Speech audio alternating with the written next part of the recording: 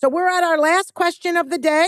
My child is a older in child. They are a 13-year-old, early young teen, and has been mute in school since pre-K, refuses accommodations, any sort of cards or signs, and suppresses all emotion and reactions. He is fully verbal at home, but mute in church and lessons. We've tried interventions without progress.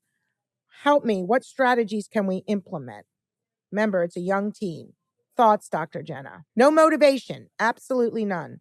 This mom is saying. Doesn't have any desire for change. So I think this is where, again, we always talk about how SCAT, right, the social communication anxiety treatment that we utilize, really does encapsulate many other different modalities. And there's one modality in particular that I like to work on with my teens, which is called motivational interviewing. And that's really where I kind of assess, like, okay, well, where are we at, right? And if someone's like, I do not want this at all, we have to take a few steps back sometimes, then take a few steps forward. And so, of course, as a parent, we have many teen families that do this where they're like, we want our child to get the help. We want our child to get the help. And we want to be there to help you. And maybe it starts off with giving some parent guidance, right? And maybe that's our first step. But it also comes with, well, let's take a step back. Like where is this lack of motivation coming from? And there, that's a really loaded question. That could be a whole other podcast, but you know, where is it coming from? Is it coming from the fact that we are feeling this increased expectation, and maybe as we're becoming a teen, it's becoming more learned and conditioned, and so the more and more that we haven't been doing this, the more and more that we're paying attention to it, the more and more that we don't want to deal with it. And there's that avoidance piece. How do people react when I maybe start to work on things, right? So there's that increased expectation too. Is it that we lack maybe some of that insight, and or do we maybe have other underlying whys that are maybe contributing, which is making it harder for us to understand the depth of the motivation, or why we want to be working through this? We have many families that we work with where the child or teen doesn't understand why they're navigating this. And there could be other underlying factors. For example, we have some individuals that we work with where they might have some other social communication deficits, right? Whether you're on the spectrum or maybe you have social communication pragmatic disorder, and you're not really understanding all the times, well, these pieces, right? There's maybe that lack of that social know-how and how to navigate that. And we always say, like, we might not be the driver in the car. So knowing kind of how to navigate that is really challenging. And so we just don't go there. No, I So think I you're think, bringing up a really good point. By no means are we saying that this particular individual has autism spectrum disorder. But the thing that comes to mind here is that we do work with more than people realize of individuals that are on the autism spectrum or have the social pragmatic challenges where that innate puzzle of social puzzle's hard. So I'm not motivated to do this. Like, I don't care. It's not important to me. And maybe it is not. One of the things we see with ASD is that it isn't important. The social navigation isn't important to them. So this isn't necessarily refusing. It's one, it's not important to me. That lack of internal motivation is very, very common in individuals on the autism spectrum. So I would want to know, are there other things going on? So I didn't mean to interrupt, but I just think it's important that what is going on else with this child. Also, what type of treatment did they have, right? Was it focused on speech only when the child had underlying whys and they became more avoidant? What is the relationship, parent-child relationship? Is it, you need to, you got to, you should language all the time versus understanding and talking with them in a way? And what treatment have you been in? What treatment has this individual been in? We see a lot of not motivated individuals that are not on the spectrum, but it's because they've been so misunderstood and nobody or very few were meeting them where they were at. They were expecting too much before they had the ability to do it. So the avoidance comes in, the lack of motivation comes in. right.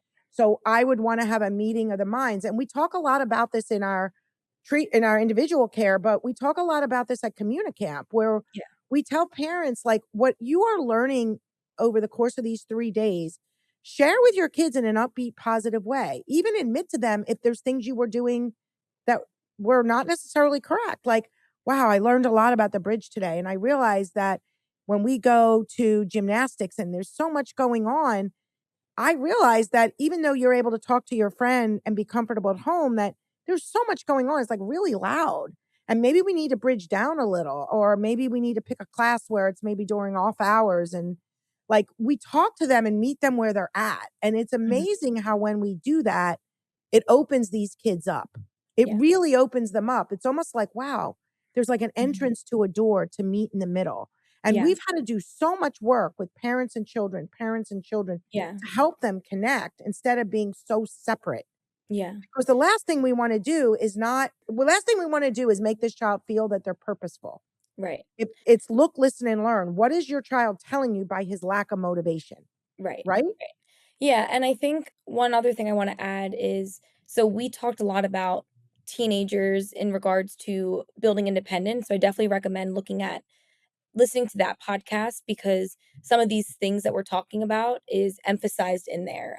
Because I think teenagers itself, there's so much complexity going on and this push and pull with treatment and wanting to kind of push through. But one of the things I talked about in that podcast was this motivation scale that a lot of times we use. And we talk about from a scale between 0 to 10, 10 being, the most motivated. Like I really, really, really recognize this is really tough. Like this is really hard, but I recognize I really want to work through this. And 0 being like, get me out of the room, right? Where do we feel on this scale? And so many times, even I think you say this a lot at Communicamp, like even the individuals that say they're like a 3, right? Or like a 2, like Or anything even a honestly one, over or even a one out of even, 10 like, anything motivation. over, like, a 0, it's like, they're motivated. There's just so much uncertainty around, like, well, what is it gonna look like, right? Yeah. Like, how am I gonna navigate this?